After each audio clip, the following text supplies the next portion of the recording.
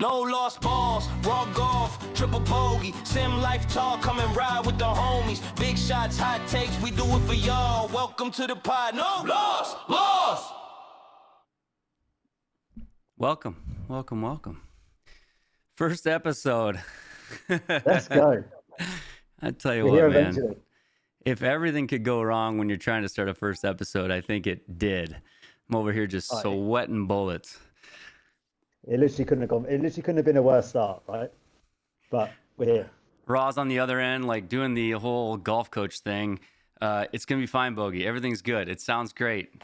We'll just do it this way. And I'm over here going like, the world's falling apart with this production. So You're a perfectionist, though, man, right? You're a perfectionist. And it started. We've got a storm in the UK, and it started with my roof leaking. I had all sorts going on. It's a crazy start, mad start. yeah, it was. How is everybody out there? So this is episode 1, and we don't really know what we're doing yet, except for we do know that we want to talk about sim golf, and just, you know, mix up our content and bring some other side of this whole experience as, you know, streamers, people that are new to the sim world, you know, content creators, sim builders. I mean, just all the topics, and try to throw in some news as well. I mean, I got into it. I'll start with kind of my introduction. I got into this on the YouTube side, and my big start was there, and that was just helping people with sim golf after I kind of like built my own. My name's Triple Bogey. You guys are on the Triple Bogey Golf YouTube or TikTok right now, or the RRaw Golf TikTok. And yeah, my channel's basically centered around sim golf, and then live streaming sim golf, running sim golf leagues, and been doing this about a couple of years now. And RRaw reached out to me. RRaw, why don't you talk about who you are? I know there's a lot of these people here are on our channels. However, this recording is going to go out to people who've never met us. So RRaw Golf. Yeah. So I'm Brian, also known as RRaw Golf on TikTok. It's been a mad journey. We started this whole, idea of playing golf from the day of starting playing golf. As I said, I started playing golf 12 months ago, and the idea of starting a stream, it basically came off the idea, guys, of just living on my own and basically being bored, a bit lonely, not really having anyone else to play with. And my guy reached out to me, Rick, and he said, he's my best mate, and he said, why don't you start streaming it and just see what happens if you stream your golf. So I did, and it just took off. I mean, I don't know if people just took to the idea of someone starting to me learning golf or whatever it was. People just took to it, and I'm super grateful they did, because now I get to play in front of quite literally thousands of people a night, and I get to meet such great people, get to know really good people all over the world. It's been a mad experience, and my thanks goes out to all the people that watch and all the people that have followed. It's been crazy. It's been mad. But your setup, Triple, is like an inspiration to people like me just starting out, you know? The setup has been a long journey. I keep talking about it this week, but we got the setup video out. I do got the sim build back there. We do have some different angles where we can kind of see through this room, and look at all the multicam shots we got on episode 1, huh? So yeah, no, I hope it's an inspiration. That's kind of what the channel was built around. So, and then look at you over there building a new studio just for the podcast. Are you in the same room as you would be otherwise, or what do you got? Do you got to look around there? This is the sim room, and this is what is the bar. We just set it up for the idea of doing a podcast. But I've got all of the my sim golf stuff goes on over here to my left, and then everything else over here is just for this. So it's pretty cool. Well, awesome. I had some new stuff. Hey, what do you guys think of the new intro? You guys, we run that back one more time? What do you guys think? We should run that back. We just play one back. Just play it one more time. It's so good. If you just joined, and I don't know, how many people do you have on your side, RRaw? I got 11. Yeah, I'm just into yours, buddy. So yeah, it's 11 here, but this is being filmed, so I want to hear this again. We'll run this one more time, ready? No lost balls, raw golf, triple bogey, sim life talk, come and ride with the homies. Big shots, hot takes, we do it for y'all. Welcome to the pod. No lost. RRaw sang all that himself. RRaw was in the studio all week making that, and so I was there with my headphones on. I mean, the lyrics took me about a week there in the end. It's so cool. it's the coolest part of this whole thing. Raw got Like, how back. did that? No, how did we know that? It's great. It's amazing. I love it. It works out. I love it. So we got a few things, and I think for the first episode, we didn't know exactly what we were going to talk about, but we knew we had a lot to talk about. And so I think we were just going to go through some news. And kind of in the news this week, I don't know, Broad, did you see the Bushnell news? They've got the new equipment. I did, yeah. But it looks like they're trying to bring, like we spoke about before, is trying to bring the cost to a more, wide audience, isn't it? Yeah, Bushnell launched their version of the Launch Pro, and it's like bright orange. I wonder if I can bring this in. But basically what they're doing is they're putting out a launch monitor that's $1,500 for the indoor version. And then to get the indoor-outdoor version, so it's basically a version of the GC3 or the Bushnell LPI, and they're putting an indoor version for $2,500. So you've got your outdoor version at $1,500 now, your indoor version at $2,500. The big difference is now they're going to be putting out a subscription fee for both of those. So similar to the GC3S, we've got subscriptions. $0 gets us club or ball data only, right? And the FSX software. 5 courses, I think. And then no courses. For $200, you get the ball data, the club data, and you get 5 FSX courses. So you can play golf on the Foresight software, $200 a year. And for $500 a year, you can add GS Pro 25 FSX courses and you get all the data. So both of them, cheap entry point, but $0, $200, or $500 a year option if you want to play GS Pro. I mean, what are your thoughts on that? What are your thoughts on the Bushnell adding that feature to the lineup? So I think from someone who tried to build mine at a decent price, and it's one of the things that it may sound really cheap.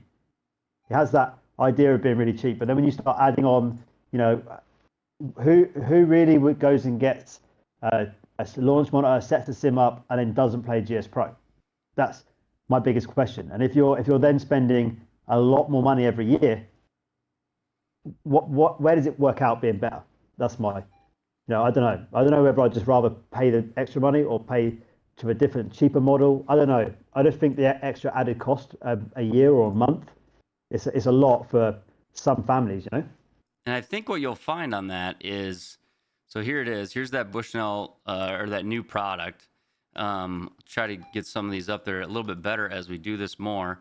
But we've basically got a orange device. It looks pretty cool. And that'll be indoor only. The indoor only is not going to have a screen on it. It's not going to have a screen on it. It's not going to have a battery in it. But for $1,500, it kind of gets you in the door, similar to the new product from Unicore that's coming out. That's only $1,000 on Amazon right now, $1,500, $500 off for the Black Friday sale. Basically, they're trying to get you in the door, but then you've got to pay subscriptions. I think the issue I have with it is, you do get the Bushnell features and you get their accuracy and their tech, their reliability. But the downside to it to me is 4 years later, you've spent another $2,000 on subscriptions just to play GS Pro. So your $1,500 indoor device now costs you a total of $3,500. Your $2,500 indoor-outdoor device, 4 years later, you spent $6,500 on it. So I do see what they're doing, but I think it's kind of a trend and probably a result of things like Square entering the market, which is one that you have and love. Yeah, and I love the Square, and I think that, if you're going to spend, $1,500, you're going to spend $2,000. When you're spending that sort of money, you have to, ask the question whether you want to put that over a long period of time, like a finance option. And if you're then adding on another payment on top of that, it's a lot of money. But if you go for a cheaper product like the Square, you're not paying all these added extras. You're paying for GS Pro, but you're going to pay for that no matter what. Right. Then if you start looking at the higher end models, you're not paying for the extras on top of that. So I think it just falls in the middle of a market that just seems a little bit, I don't know, counterintuitive to pay less and have to pay more in the long run. I mean, I think that's my hot take. I know these companies really have to rely on subscription payments. They sell you these units and then you don't come back to them for another purchase for say 10 years. How do they keep their business running as they're developing all the new software? It's these subscription fees that we all sort of hate that are piling up. Yeah. But we've got new units on the market that we can just buy now without a subscription fee. And so even things like the MLM2 Pro, you can buy a lifetime subscription on it. So essentially you can unlock it for $1,200. The Nova Golf Launch Monitor, we can unlock that for $1,500 just purchased. The Square, $700 unlocked, purchased. Just no additional fees. So for me, I think I see what they're doing. I think their brand maybe brings people into it, but I still not sold on going over to Foresight where I've got to pay a subscription price. Well, I mean, it just depends what you want to. It depends if you're the type of person who wants to spend one payment up front, or if you want to spread something out. Or if you want to make more than one payment. For me, buying a cheaper model that doesn't have that overpriced, add-on or bolt-on, whatever you want to call it, I think it just makes more sense. The other piece of news we were going to bring up in this one was, I don't know if you guys saw it this week, but there was a big announcement by the USGA. They partnered with the Golf Zone simulator brand. So Golf Zone is now the official indoor golf simulator of the U.S. and men's and women's U.S. Open. So that's a really interesting thing to me. The USGA partnering with a specific sim company. I think what you'll see it at like the hospitality tents, the places like that. It used to be, when I was at my last Champions Tour event, I saw TrackMan out there.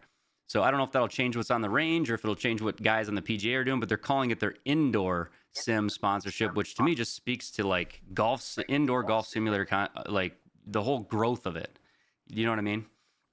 Well, absolutely. I think for me, it sort of comes off the back of the TGL, doesn't it?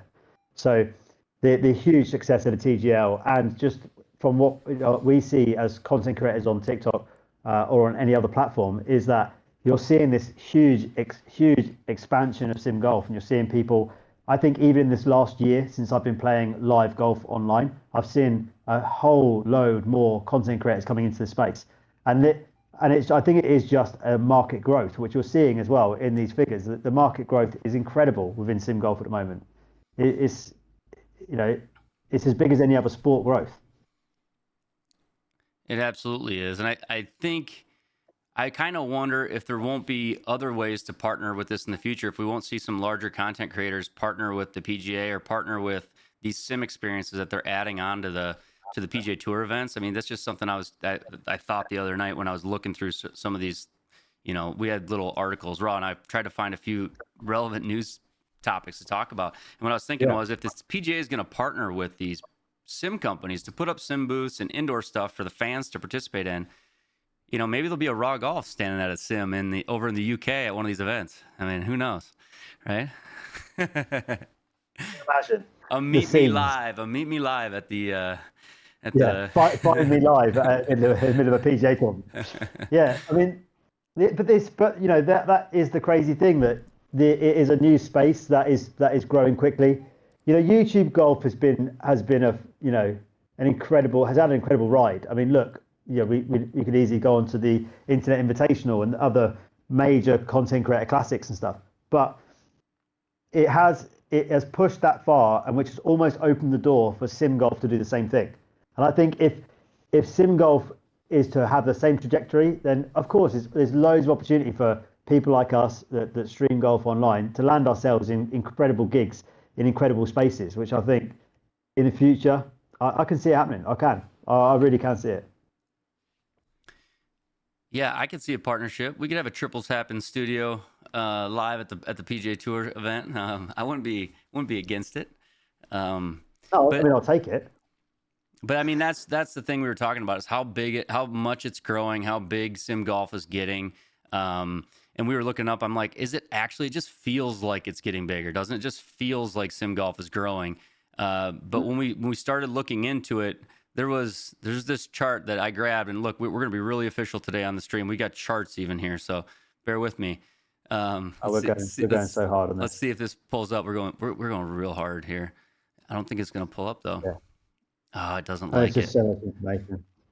It doesn't like it. Oh, we can't get it. All right. Well, what if I do a reset here? Boom. There it is. There it is. Look at this. So this is the chart I want to throw up. It feels like sim golf is growing, but I'm just a guy in sim golf, so why wouldn't it feel like sim golf is growing? But if you look at it, this is the simulator market size in just since COVID. So since COVID, That's incredible. it is absolutely just on a vertical trend. So I feel like we are in that space. I mean, we're right here in the middle of this growth. We're kind of in the middle of this turn up, and they're predicting it to sort of go parabolic from $682 million annually all the way up into the billions of dollars annually. So we are in the middle of what looks to be a massive uptick in the simulator golf market, and it feels like it. I mean, who would have ever thought that somebody would watch me hit balls on stream? And then the most common comment I get from people is, man, I never thought I would just be watching some guy hit golf balls on stream. I've been told that on YouTube 100 times, and then they're like, but here I am, you know? So I think it also has a sense of like, you know, like also almost like ASMR. It has like this just feeling people get from watching you hit balls. You hear the sound, you get the feel of it. You know, you can hear you exert yourself if you're hitting a hard shot or anything. The ASMR level within sim golf is heavy. I love this. And it's satisfying. And that's a perfect segue into next week. RRaw Golf is launching RRaw Golf ASMR, where he no, he's not. Just gonna mic up all my shanks, so we can really hear that club face open. You know. Absolutely. Ryan, your mic is very dull. Guys, we struggle with the mic side. It's good on my side. I apologize on the TikTok live side. We will get this better. Everything, it's good over here, Ryan, so I know it's recording well. And when we post the full video of this, we use the same mics as well, so. It might be better if you hold it up. Ryan, your beard might be covering it. Go on. So if you just hold it, it might help. But we can try that and see what the guys think. Better. The other thing Is that better, guys? Yeah, is that better? Is that better? We can just cut this, you know? We got post editing since we didn't have to do it live. Hello from the other side. Oh, sing it. Is it better like this? I don't know. I think it's just it's just coming through TikTok, isn't it? Yeah, it sounds really good in here, so the recording will come out. Yeah, clean, we were talking about how good the audio was earlier, so I'm sure it'll be fine. Rest assured that we will have the VOD go out, and you guys can watch it there if you can't hear it very well. It's definitely on. It's just the way that I've got audio over here is messed up, so I apologize, everybody. It's the first one, guys. Just pretend it's great because it is here, and the video will come out. It'll be great. So it's going to be so good, yeah. Mm-hmm. And I'll tell you now, I'm just going out there to say that when you sent me that intro, my God, I was so buzzing. I didn't expect it either. So Ben goes and hits me with this like crazy intro, like half an hour before the stream. It was incredible. He comes home. He's like, man, I'm running late. I'm kind of running around. He's like, but I'll be ready though. We're ready. And I was like, oh, you're fine. We still had like 2 hours, way more than I planned. And because I was like, I need a couple pictures from you. I think he thought like I need you probably thought what I wanted like overlays and intros and all kinds of things from you. We said we were gonna look at it together, didn't we? We were like, oh yeah, let's try both have a go at it. And then there was no chance today. It was terrible. So I asked him for like, hey, you got a couple of pictures. I think he thought it meant like all this media, but all I wanted was a couple of pictures to plug into the intro I had made. I was so excited. And then he sits down, I hit play, and I think you had to have just been like, where did this come? I got to talk to you about it. Yeah, the music. I was like, how? I'm there thinking, I'm sure that he's just like secretly gone to a studio today and recorded this track, you know? Good. It's not bad at all. It's so good. And I think the last thing, I don't know, we don't have to, drill on and on for the first episode here, but the last thing we were talking about, you and I were just talking about, and you just mentioned it a minute ago, was the Creator Classic. I mean, I get asked that every stream, what do you think of the Creator Classic? How have you been enjoying that, RRaw? Or what do you think? I know what I think. So I've got this weird take on the Internet Invitational. Like I've got this probably unpopular opinion on it. So I'm just going to hit you with it. I didn't enjoy it, and I didn't enjoy it for a couple of reasons, but one, and the biggest reason for me, was that it just seemed so scripted in the way of towards anger, and scripted in the way towards like to just get people going in the wrong way. There was so much animosity. There was so many like bad and hard feelings in the first episode. I did not like it. I just found it really frustrating to watch. I just wanted to, just want to tell everyone to be quiet. It was just crazy, and some of the words coming out of their mouths, and to hear Rick Shields swear blew my mind. It's like listening to your head teacher tell you off and then say a swear word. It's just it blew my mind. But I just felt a little bit like the aggression levels were and the anger was a bit too high. But I know that a lot of people found that quite good. I just found it a hard watch for that. But overall, what a production. I mean, how are they editing that? I edit 9 holes of golf and I'm exhausted.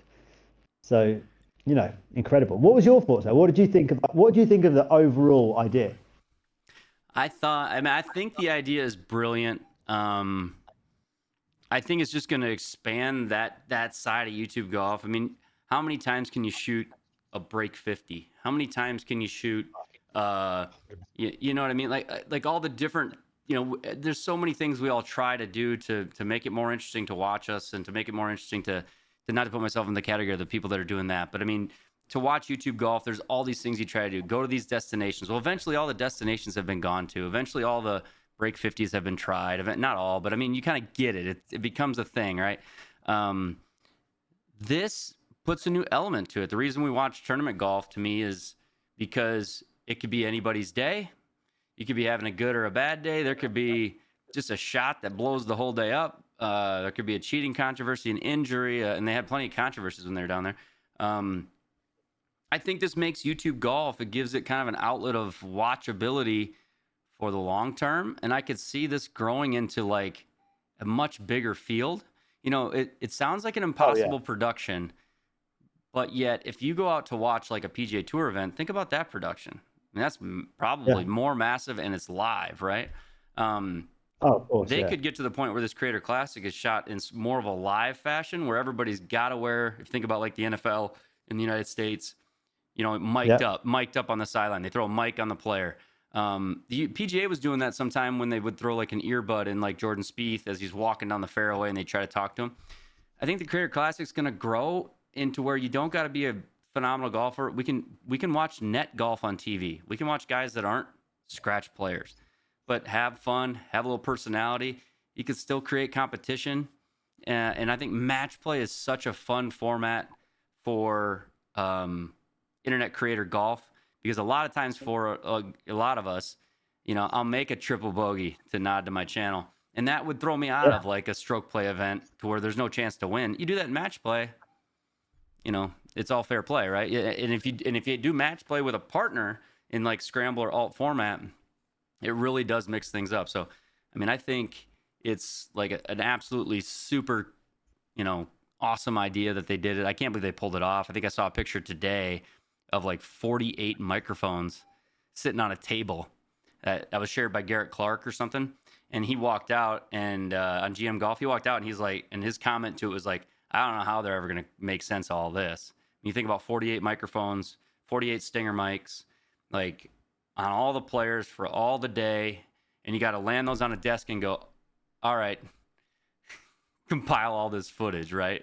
In timeline order. I mean, and they have methods for doing it, but I can hardly keep track of my own, like you were saying, a single video edit. Well, I saw a clip of them editing, and it was insane. It was, the little single elements they were stitching together to create this long form video was incredible. I mean, fair play to them.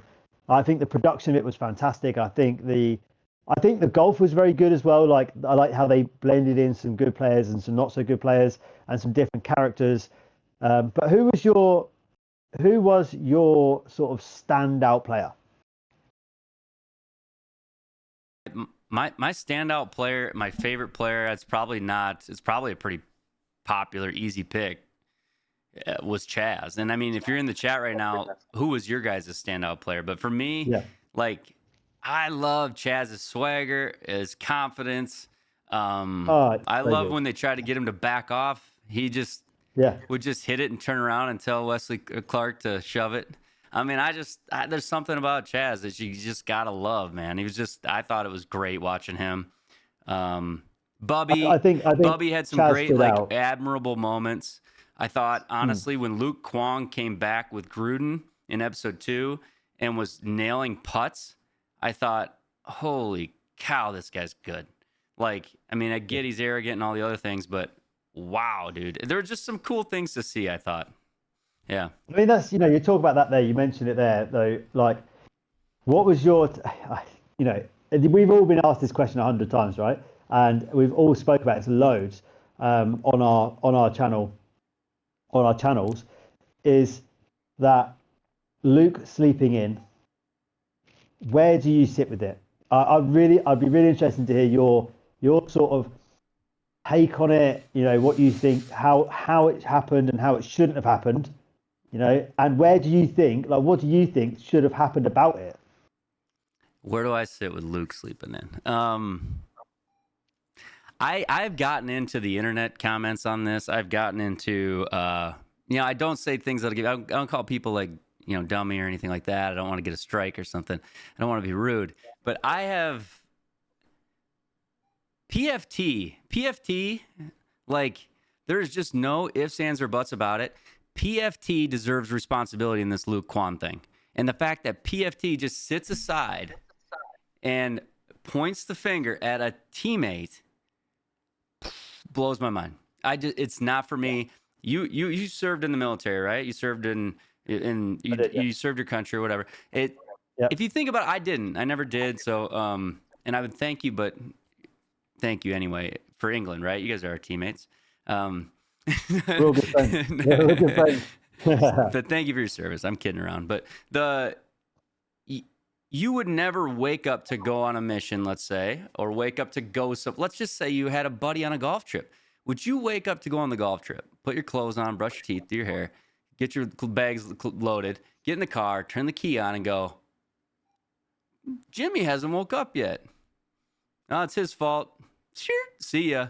Like, come on, go shake the guy. The cabins are on the course. He's your teammate. Like, if you were my teammate, Raw, and you weren't up, I would be over on your door 35, 40 minutes before the event being like, dude, you want to grab breakfast quick? Should we go hit some balls together? You want to go putt a little?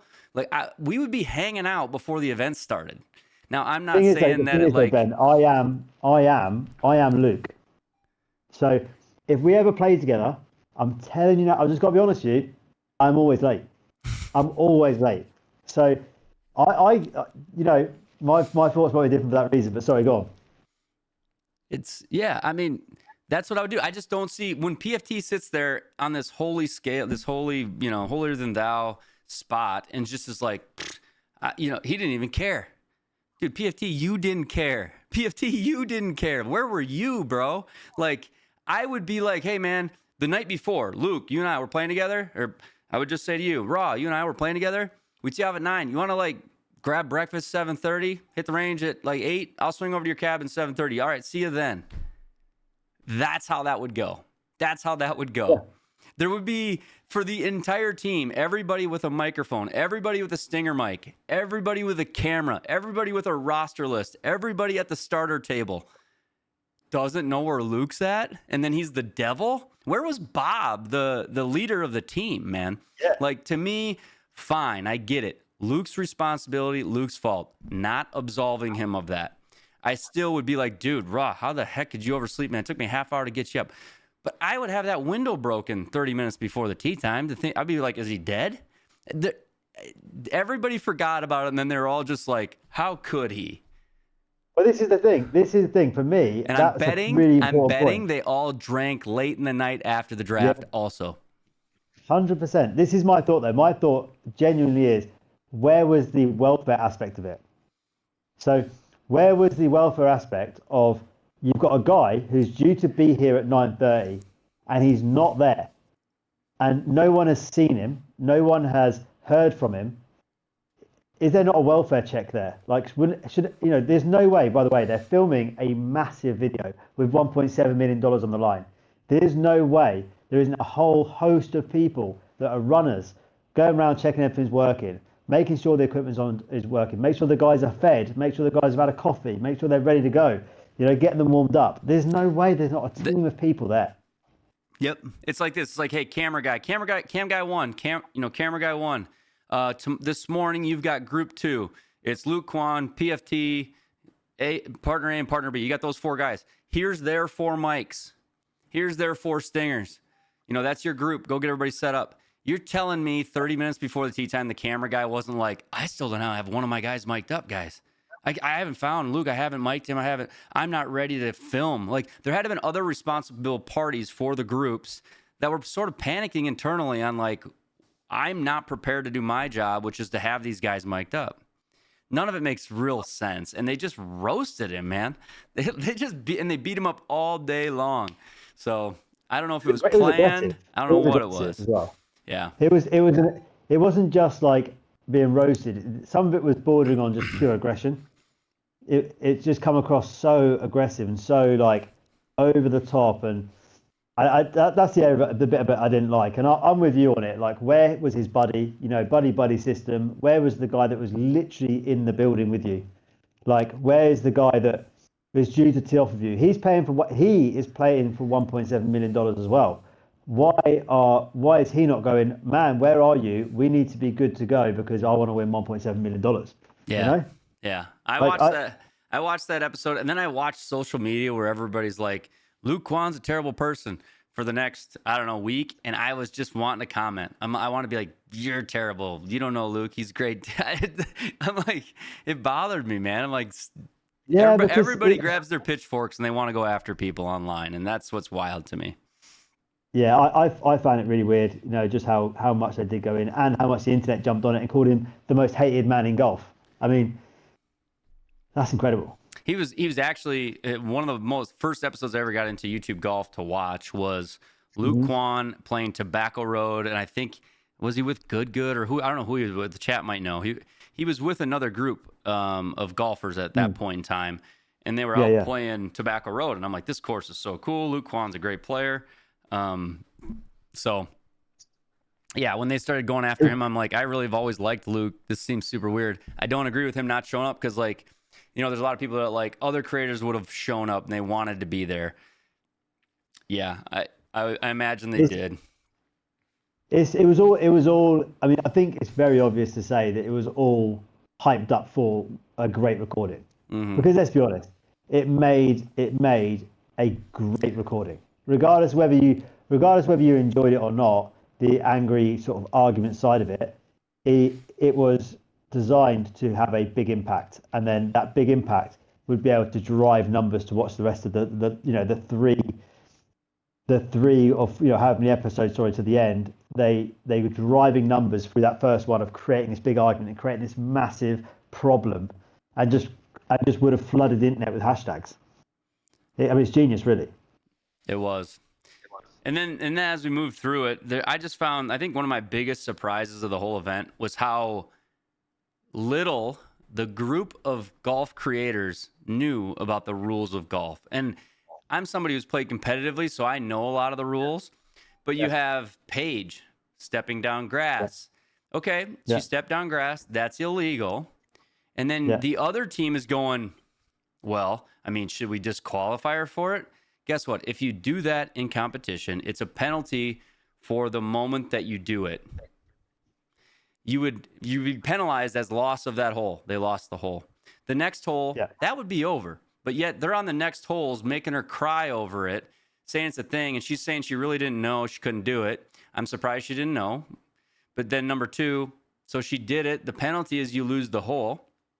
We move on.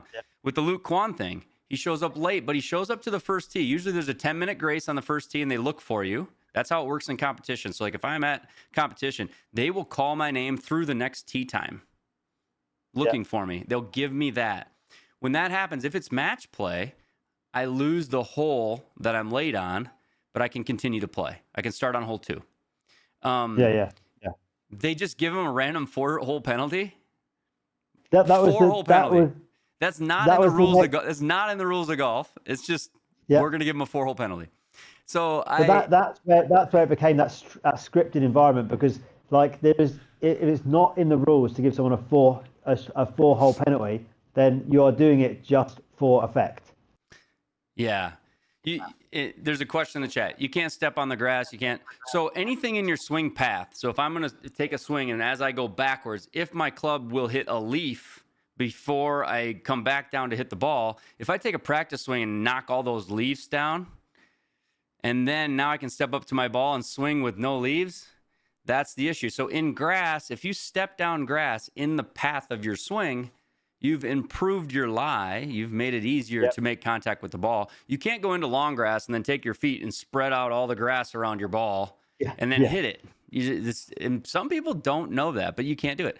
But if you do, the penalty is loss of hole in match play. It's not DQ'd from the tournament. And they were going on 2 or 3 holes later, making her cry about it and acting like, oh, we should just win now. And I'm just like, they don't know the rules. They're all out with pitchforks to kill each other. It was like an element of like Survivor and golf. That's what it felt like. But then that's what happens when you offer people huge sums of money to play a round of golf. Yeah. If you put me on that, I would have something to say. If someone gained an advantage to win that money off me, I would have probably more to say than I do now. But I'm having more to say now because I'm not in that situation. But rules are rules. If you can't stick to the actual rules, then you have to be, you can't then bring them rules up. You can't make one up at the start and then go back to proper rules. And if you're working from proper rules, you can't go back to making them up, Ryan says if you're 5 minutes late, you're disqualified from the tournament. I don't believe that's true in a partners match play event. I believe that's true in singles. I do not believe that's true in a partner match play event. You do not need both players to play the event, Ryan, because there was a tournament like the Century or something like that where a guy, his partner had a baby and had to leave, so the guy played the entire second round alone. You don't need your partner. I am almost certain in a partners event, somebody should look it up, that you do not need to have both players on the first tee. Yeah. I don't believe you do. But in a singles match, you are DQ'd. You are DQ'd if you miss your tee time and they wait for the 5-minute call. The rules official extend it to about 10 before they do it because they don't want the controversy. But if you're not there within 5 to 10, if you hit the next group's tee time, you're DQ'd from the event, like in a normal singles event. Yes. So. And even if he was supposed to be disqualified, like I'm not 100%. So even if he did have to be disqualified, right? Mm-hmm. You changed the rules at the start and it gave him a 4-hole penalty. So now you're not playing to standard rules. You then can't enforce the standard rules down the line. No, you just created this subjective reality. Yeah. You have to do that. Yeah. Yeah, so that was one of my biggest surprises is like how little they knew the rules. They had USGA officials there, but didn't use them. They just had them on the first tee box. Then they just didn't after that. It was something different. And then I was surprised how the creators that were on standby were just kind of hunting one another. It seemed like they're always looking. Hey, did they do this? Oh, they did that. Oh, they did this. Oh, you should go get them. I'm like, holy cow! Like you're in the semifinals. You're looking to DQ somebody for something like. At the end of the day, like I said, it's money. Put money on the line, and people do crazy things.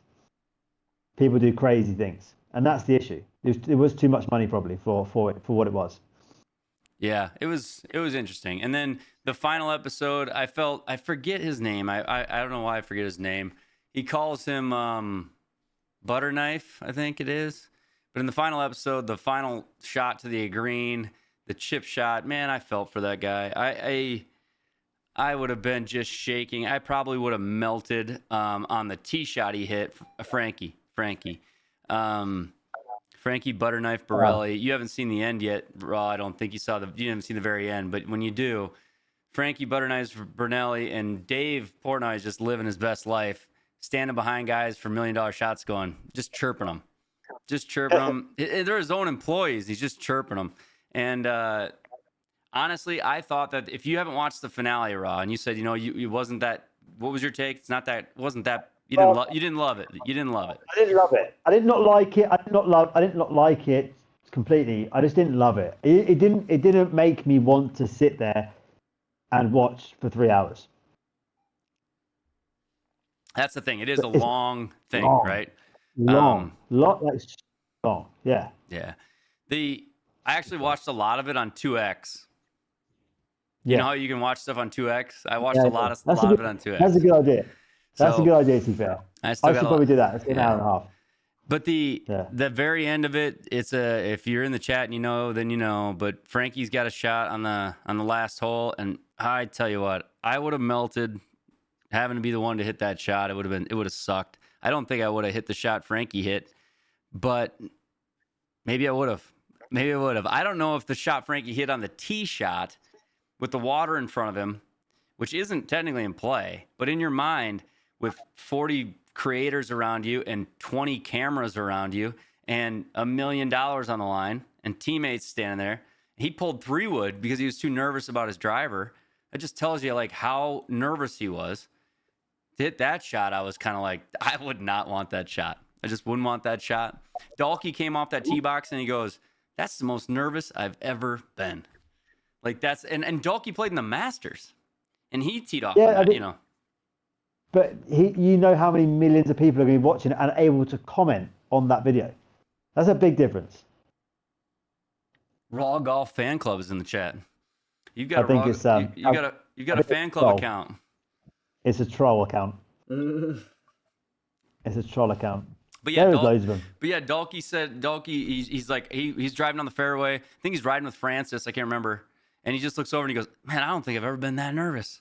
And that just kind of like blows my mind. But I can relate. I think I don't know if I could hit the ball.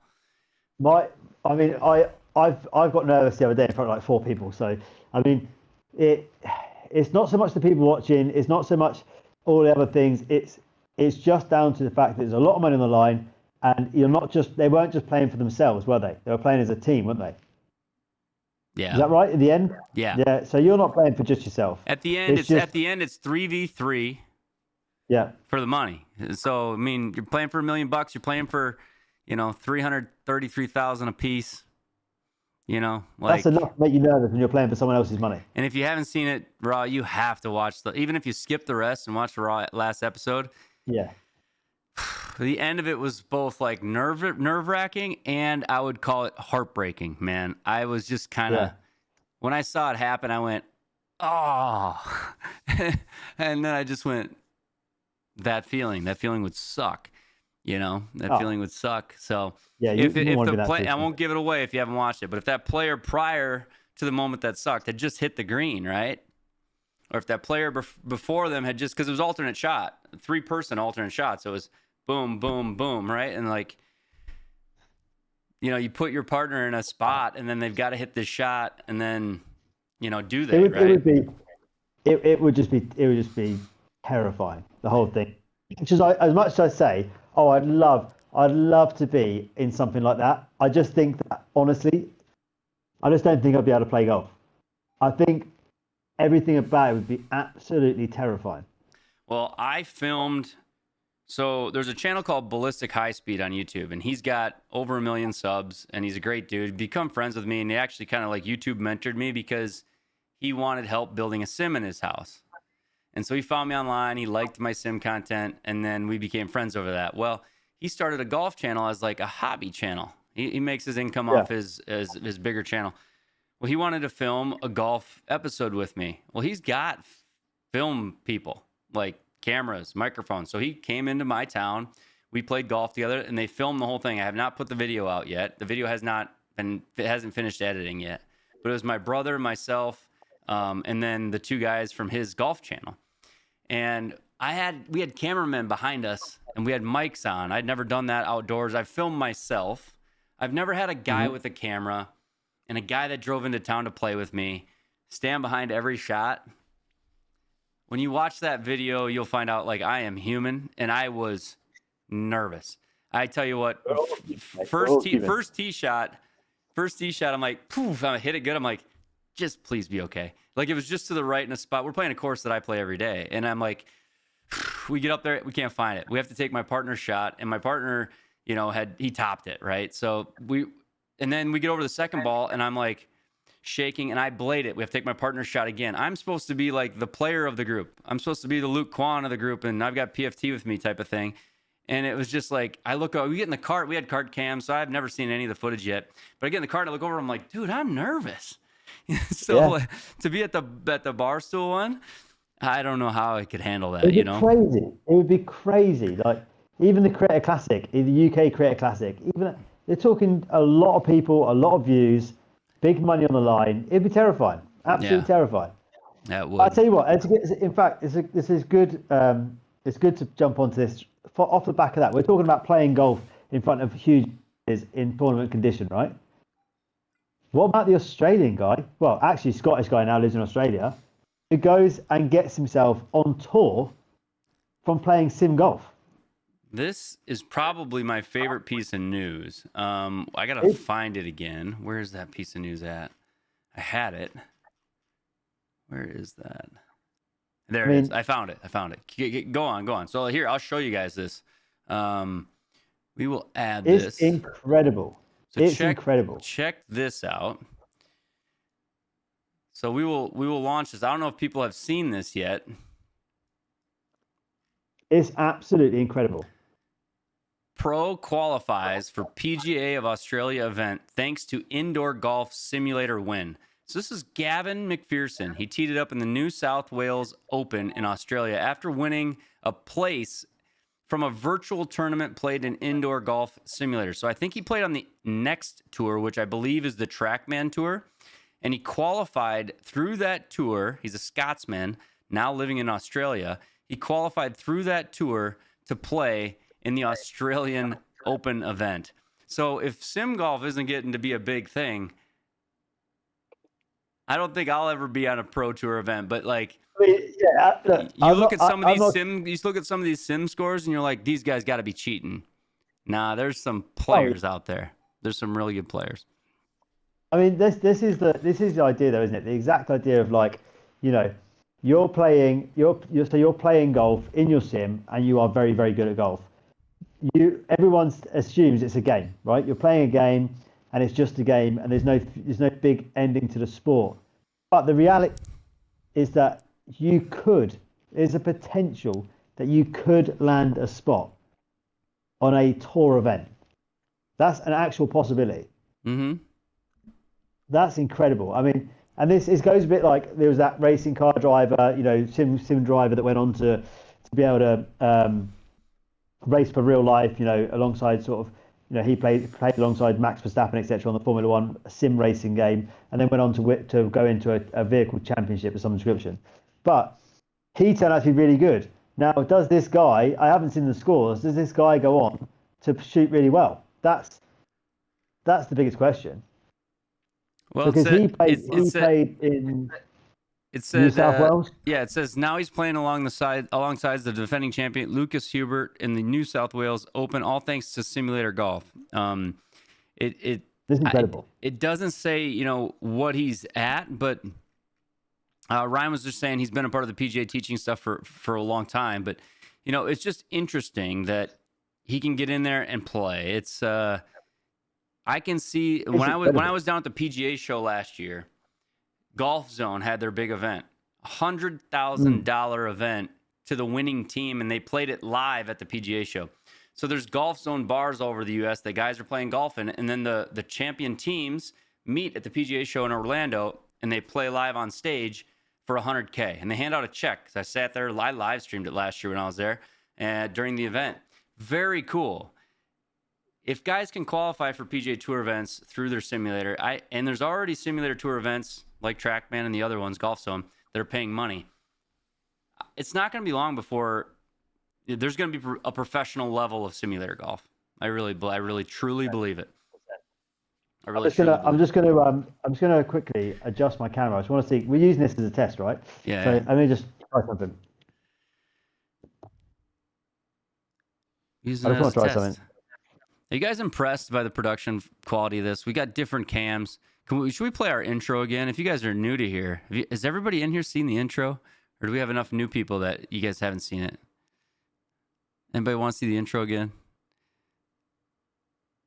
We're talking about Gavin McPherson. He qualified for a sim tournament through the next tour. 35-year-old, the first ever NSW Virtual Tour Open in October. He won it, and he entered the New South Wales Open down. He also scooped up a first prize of $6,500, and then he qualified for the NSW Open, which is the South Wales Open, and that has a prize pool of $800K. So, all right. So they do want to see it. Raw, there. Oh, you're a little closer. I like it. I like that you're a little closer. Yeah, I'm going to adjust it again. I'm going to adjust it again and get it even closer. Because I'm like way closer, right? So I know, that's what I was thinking. I might just change this. I might even change it again while you do the intro. So here we go. We're gonna do the intro quick. If you guys haven't seen the intro, here we go. We've got this starting soon screen, which I think is good for a first episode. We're starting soon. And then we've got this intro takeover. You guys ready for it? Here we go. No lost balls, raw golf, triple bogey, sim life talk, come and ride with the homies. Big shots, hot takes, we do it for y'all. Welcome to the pod. No lost.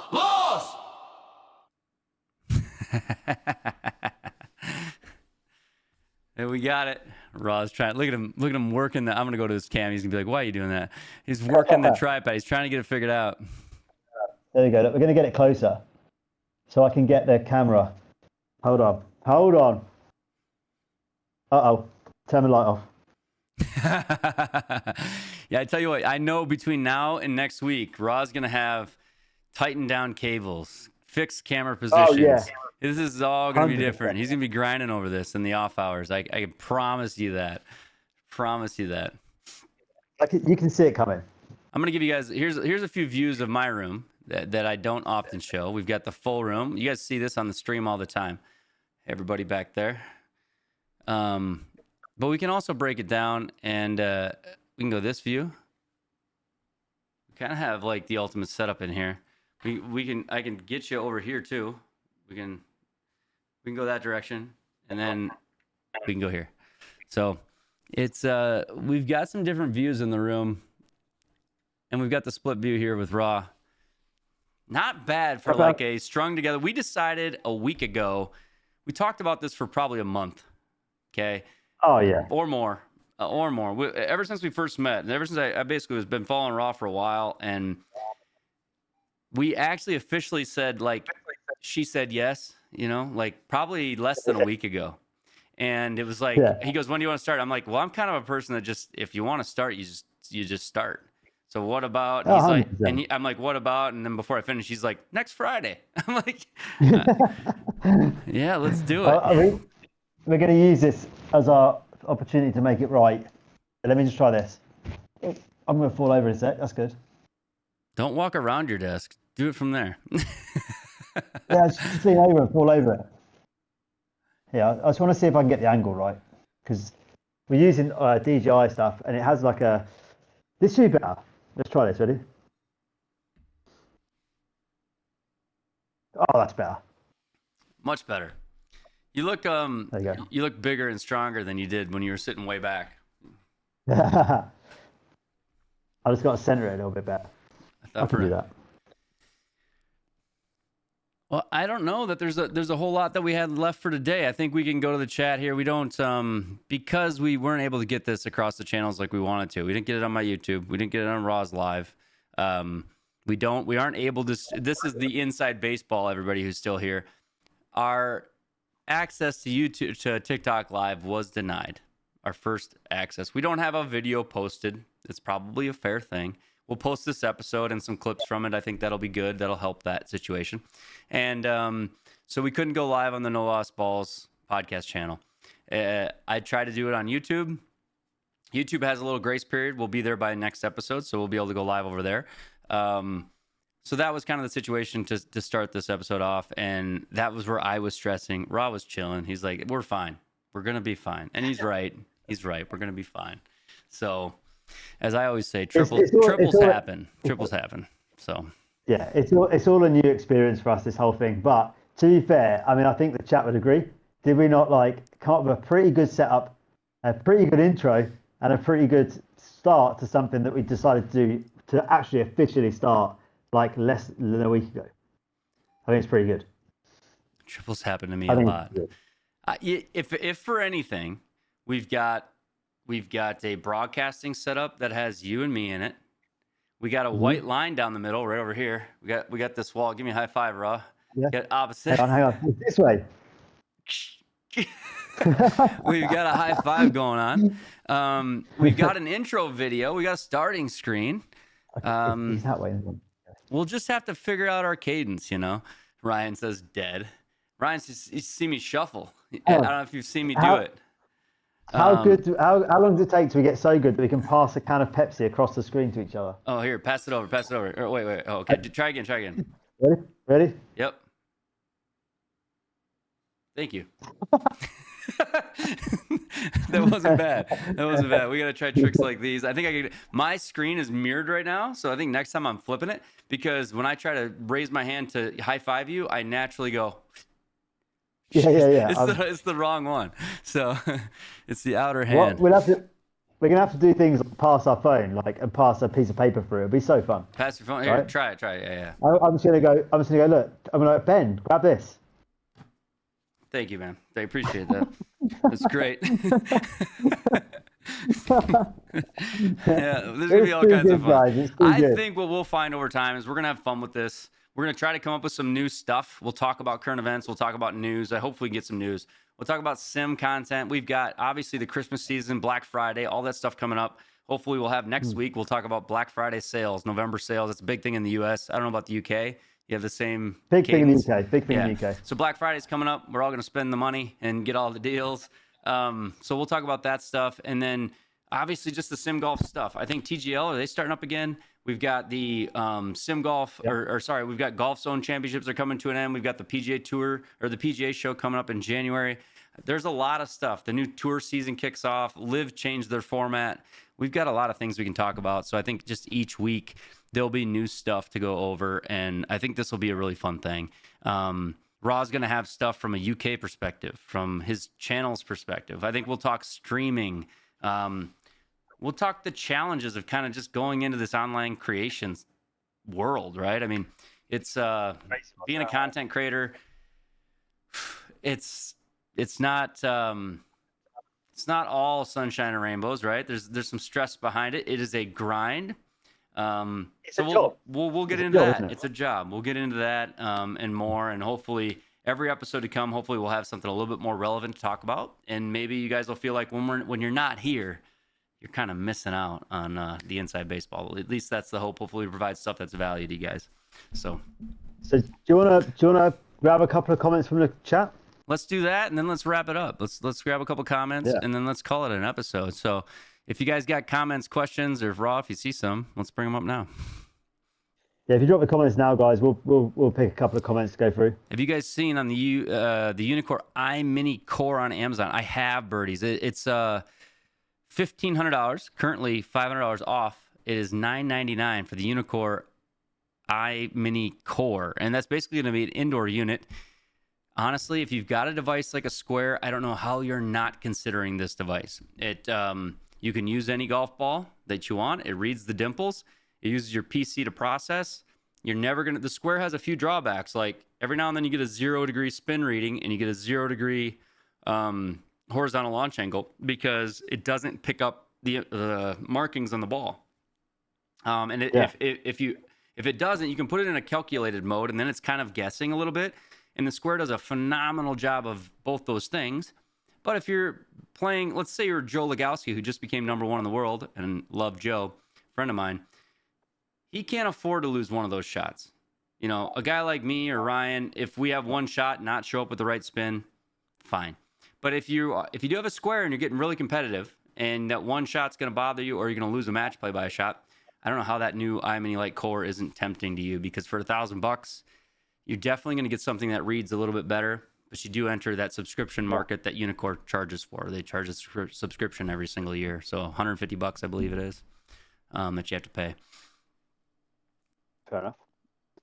Sounds like a good deal. It is a good deal. It's $999. Miss the old Black Friday. It's not the same anymore. The old one where we stood outside for hours, that one. Yeah. Let's see here. What else? What's your aims and goals for the golf simulator scene, and what impact are you looking to make? Well, that's from Leo.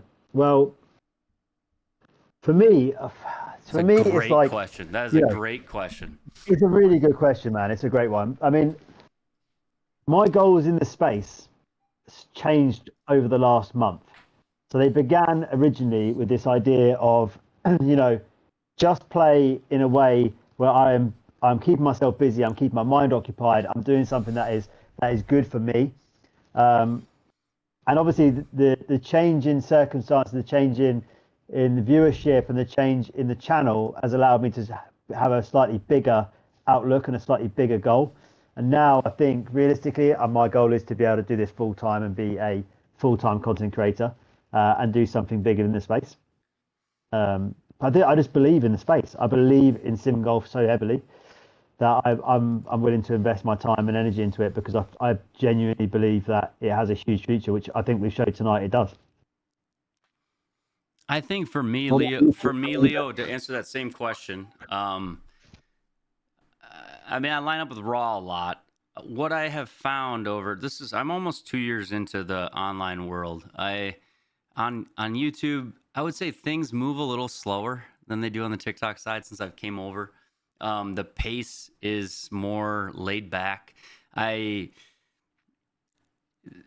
My goal has from I started, I actually didn't think I'd ever be on YouTube. I never thought I would. And I was helping somebody who was helping me. I wanted to get my MLM2 Pro into GS Pro, which couldn't be done, but for a guy named Springbok who built a connector on GitHub. He programmed a connector to go around and make the MLM2 Pro work with GS Pro. And I was helping him. He was and it was in return helping me because I wanted to play GS Pro with my cheap MLM2 Pro. We accomplished that. We made that happen. But what happened was me encouraging him to accomplish that, and him wanting it for himself as well, came with thousands of people who wanted to do it also when they saw we were. And now this guy that I had asked to help me was getting hit with 1,000 questions a day. And so I said to him, the least I could do is make a video on how to make the MLM2 Pro connect to GS Pro because you've done it. I helped you figure it out. And now when people ask you questions, you could just say, hey, go watch this video. And in my first video, I didn't even show my face. I just showed how to do it. It's a terrible video. It's horrible. The audio is really bad. But it was 2 years ago, like today.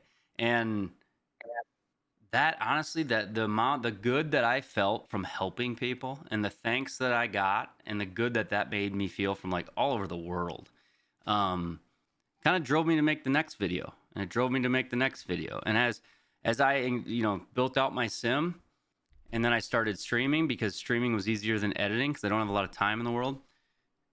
The compliments on my studio, the questions on how I did it, they've all fueled the videos I've made. So I don't know if I have like an end goal other than I would love to do sim content full time and talk golf full time because I am obsessed with golf. I love it. I could wake up on the golf course and I could go to sleep on the golf course. I mean, I would want my family to be there also, but I love golf, man. I always have. I've been obsessed since I was a little kid, and I want to help people because that's what feels good.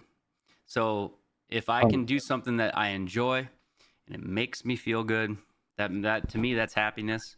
And then if I can, fund my family doing that and make a job out of it, I'd rather do that than maybe the normal job that I do every day. So for me, it's what do I want to accomplish? Hopefully I can become like influential enough to where the influence is helping others.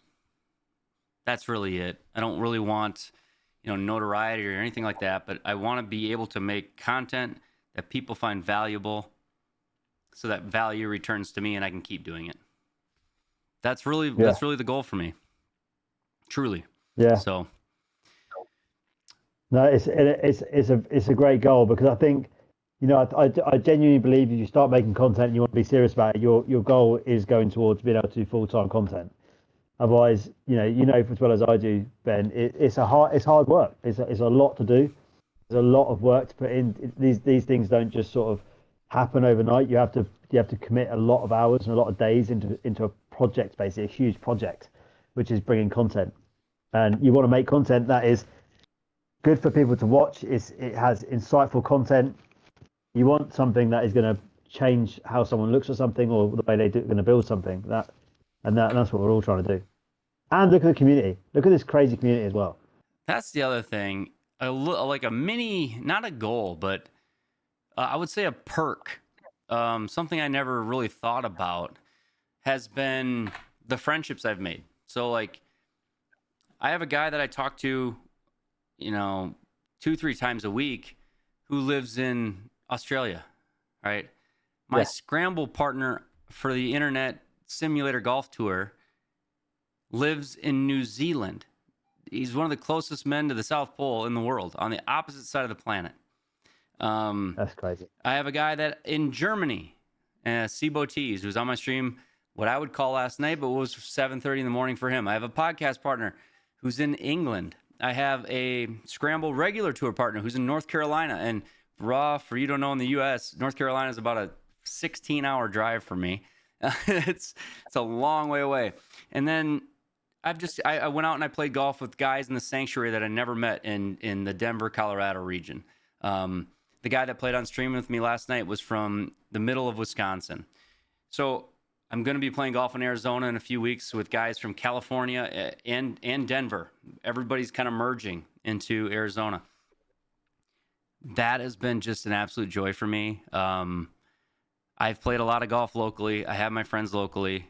But to meet people across the world and play with them like nightly and to help them, and they've given the help right back and the support and the love, like that has been that's the coolest thing ever, man. But when I tell my friends about that, they're like, no way. You don't know someone. I'm like, dude, we should go to New Zealand. I got a guy whose house we could stay at. They're like, what are you talking about? But I think I could. I don't think it would be an issue. Yeah. So honestly, that the community that we've built, that all of us have built, because it's not just an individual person, it's every person that's had an input into the channels, whether it's been just watching, gifting, liking, sharing, being decent people in the chat. Everyone has created this community, and I can wake up every morning and I can watch the likes of like Birdies, DJ, you, like loads of people. And then I can, before I go on, I can watch a load of other people as well. It's like I can just watch golf content all the time if I wanted to, and that is unbelievable. And we have such a good laugh with everyone. It's such a great time. It is really cool. And that is kind of like I would want to end this with that theme. Like, guys, we are all friends. We're all creators. We're all watchers. We're all consumers.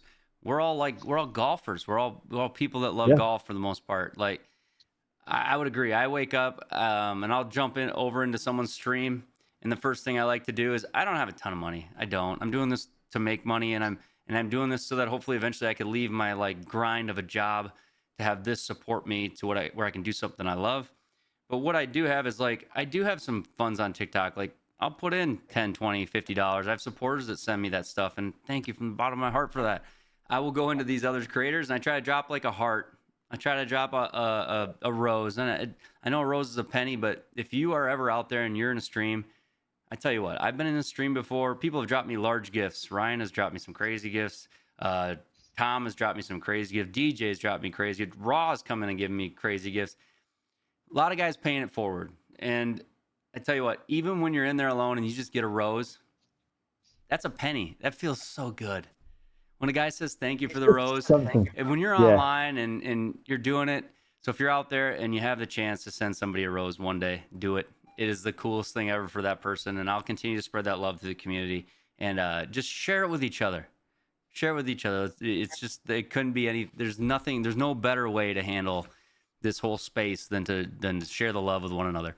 And just remember, we're all friends, we're all golfers. If you showed up on my random tee time, I wouldn't think twice. At my local course, I don't know half the guys I play with that join our threesome. Just give people love. That's all I would say. 100%. All right, guys, that's it. We're gonna end with the theme song. We're gonna wrap this up, and you can probably RRaw Golf. Are you live later tonight or no? I am literally going live in like 25 minutes. Oh, I'm gonna have to go eat Come something. on. I'm gonna have to go eat something so I can sit on my couch and tap these thumbs all night, dude. I'll be live, guys, and we're gonna have some fun tonight. I'm Okay, gonna be doing we're gonna this. have I'm some gonna be fun doing this. tonight. These are the likes I'm gonna give you. You do this, yeah. You do this. I'm gonna do this. We're getting you way up there. We're gonna like the stream. All right, here we go. We're gonna do the intro one last time because we're super proud of this, and we will see you next week. Hopefully, a little more polished, a little more together. Thank you everybody for Much joining love, us everyone. today. Here we Thank go. you so much. We're gonna go starting screen. We're gonna go intro, and then we're gonna end it.